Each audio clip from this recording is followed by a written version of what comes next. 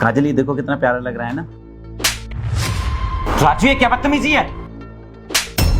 चुप हो जा, बिल्कुल चुप हो जा, वरना मेरा दिमाग खराब हो गया ना। तेरा दिमाग तो खराब नहीं हो गया है, तूने हम पर हाथ उठाया। अबे ओ दो कौड़ी के नौकर, तेरा दिमाग खराब हो गया है क्या? क्या कर रहा है तू? हम पर हाथ उठा रहा है? अरे भूल गया है क्या हम मालिक हैं तेरे, और तू जानता नहीं है कि हम तेरे साथ क्या क्या कर सकते हैं। क्या कर लेगी? अरे बताना क्या कर लेगी? तुझे तो चल पीछे हट के बात कर। काजल मुझे तो लगता है इसका दिमाग चल गया है, इसलिए तुम इसके मुंह मत लगो। पता नहीं क्या करे जा रहा है, ये पागल हो गया है। देख तू मेरी बीवी से बात मत कर, तुझे जो बात करनी है मुझसे कर। और अब तू मुझे ये बात बता कि तूने हम पर हाथ क्यों उठाया? क्या गलती हो गई हमसे जो तूने हाथ उठाया? आपको पता नहीं है इस औरत ने मेरे साथ क्या किया है? अरे पूछिए पूछिए इससे। मैम साहब, गांव से रमेश चाचा का फोन आया है, मेरी माँ की तबीयत ज़्यादा खराब है, आप प्लीज़ मुझे 20,000 रुपये और 10 दिन की छुट्टी दे दीजिए, मुझे गांव जाना है। 20,000 रुपए चाहिए तुझे? तेरा दिमाग खराब है? 10,000 रुपए तेरी तनख्वाह है और तुझे 20,000 रुपए चाहिए? तुझे क्या लगता है कि मेरे घर में पैसों का पेड़ लगा हुआ है जो तुझे तोड़कर दे दूं?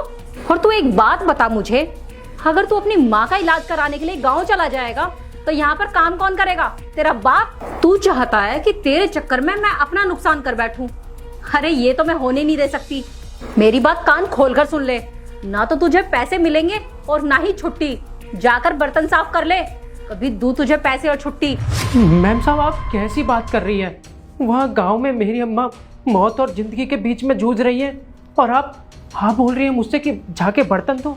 अरे 6 साल से आपके यहाँ पर काम कर रहा हूँ, आपको अपने परिवार जैसा मानता हूँ, और अब जब मेरे परिवार पर दिक्कत आई है तो आपको कोई फर्क ही नहीं पड़ रहा है। देख राजू, जो इस दुनिया में आया है उसको एक ना एक दिन तो जाना ही है। आज तेरी माँ चली जाएगी तो क्या दिक्कत आ जाएगी? अरे मर जाने दे। बस मालकिन, आपको पैसे नहीं देने तो मत दीजिए, लेकिन ऐसे गलत शब्दों का इस्तेमाल मत कीजिए। अबे ओ दो कौड़ी के नौकर, तेरी इतनी हिम्मत हो गई कि तू मुझसे ऊंची आवाज में बात करेगा? मेरे ही टुकड़ों पर पलता है यहाँ पर और मुझसे ही बदतमीजी कर रहा है। निकाल दूं तुझे नौकरी से? अरे अगर मैंने तुझे नौकरी से निकाल दिया ना तो कहीं नौकरी भी नहीं मिलेगी तुझे। ऐसा है, जाकर अपना चुपचाप काम कर ले, वरना काम से निकाल दूंगी तुझे। और तूने मेरे साथ ये जो बदतमीजी की है ना, इसकी सजा तो मैं तुझे देकर रहूंगी। अगले महीने तुझे तनख्वाह नहीं दूंगी मैं, उससे अगले महीने दूंगी तेरी तनख्वाह। चल जा, अब जाकर चुपचाप अपना काम कर ले, बकवास मत कर यहाँ पर खड़ा होके। और अगर आधा घंटे के अंदर अंदर तूने घर का सारा काम नहीं किया ना तो फिर मैं तुझे बताऊंगी। चल जा, काम कर ले जाकर। आ गया डिस्टर्ब करने के लिए। अरे पैसे मांग रहा है यहाँ कर, पेड़ लग रहा है मेरे तो घर में जो तुझे तोड़कर दे दूं। अरे तो बेवकूफ आदमी, अगर मेरी पत्नी ने तुझको 4 पैसे नहीं दिए तो इसका मतलब ये थोड़ी है कि तू हम पर हाथ उठाएगा। हिम्मत कैसे हुई तेरी हमारे ऊपर हाथ उठाने की?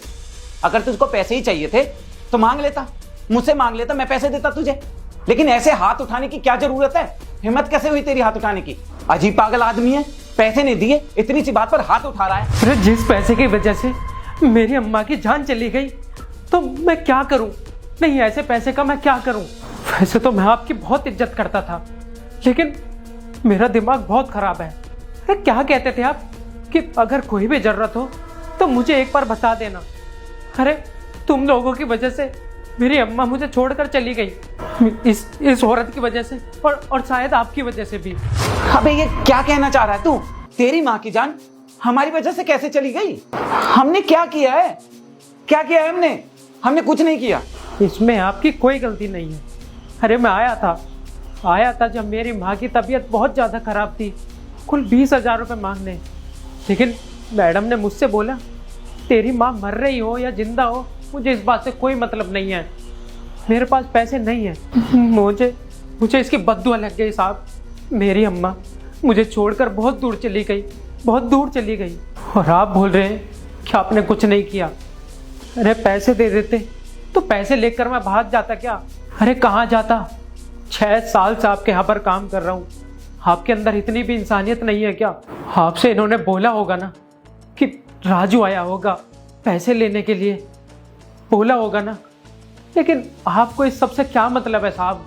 आप तो गरीबों को कीड़ा मकोड़ा समझते हो ना, आपकी नज़रों में कोई औकात ही नहीं है हमारी, बस गरीबों से काम निकलवाना आता है। अरे उनकी मजबूरी से कोई मतलब नहीं है आपको। राजू, देख राजू, प्लीज शांत हो जा।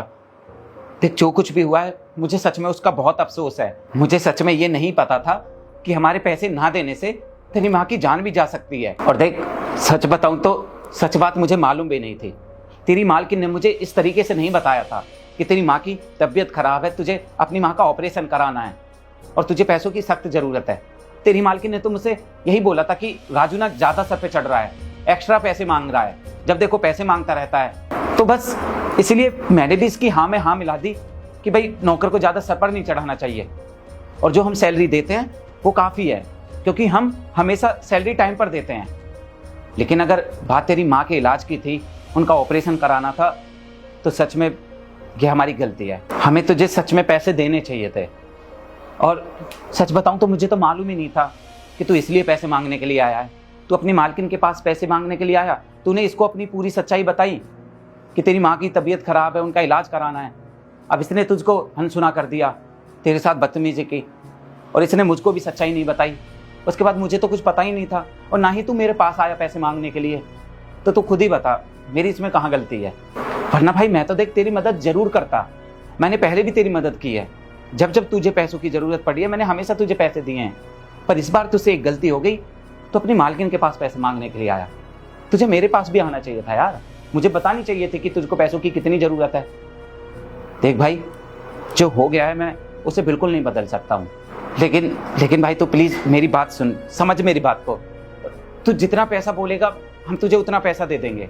तू आगे के लिए सिक्योर हो जा। तू जिंदगी भर हमारे यहाँ पर काम करेगा, हम तुझे कभी काम से नहीं निकालेंगे। तेरा मन जब तक है यहाँ काम करने का तू कर, अगर तेरा मन ना करे तब भले ही चला जाना, हम तुझे कभी भी काम से नहीं निकालेंगे। और तू कहेगा तो हम तेरी सैलरी भी बढ़ा देंगे।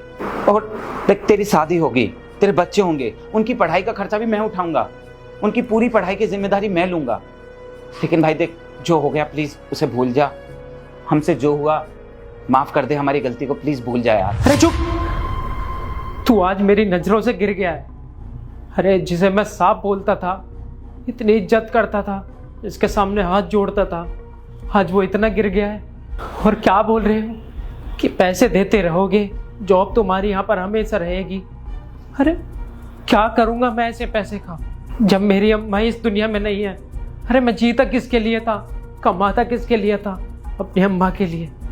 आपको पता है, बचपन में ही मेरे बाबूजी मुझे छोड़कर चले गए थे, और मेरा कोई भाई बहन नहीं है, बस एक बूढ़ी माँ थी।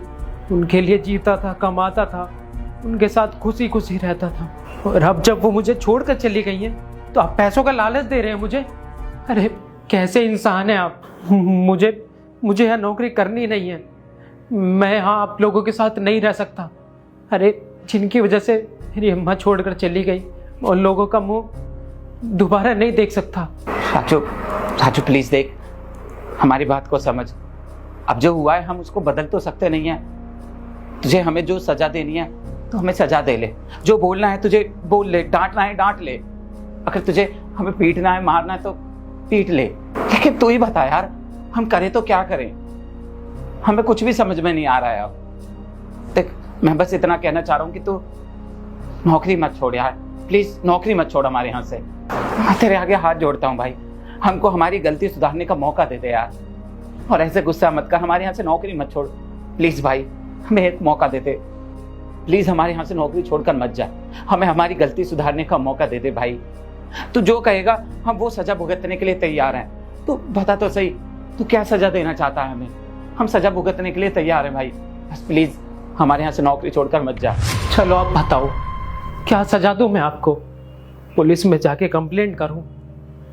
अरे आप लोग जेल में चले जाओगे, लेकिन चुटकी बजाते बाहर। पर मेरे माँ तो वापस नहीं आएगी ना साहब, अगर आ जाएगी तो लौटा कर ला दो, नहीं आएगी ना साहब।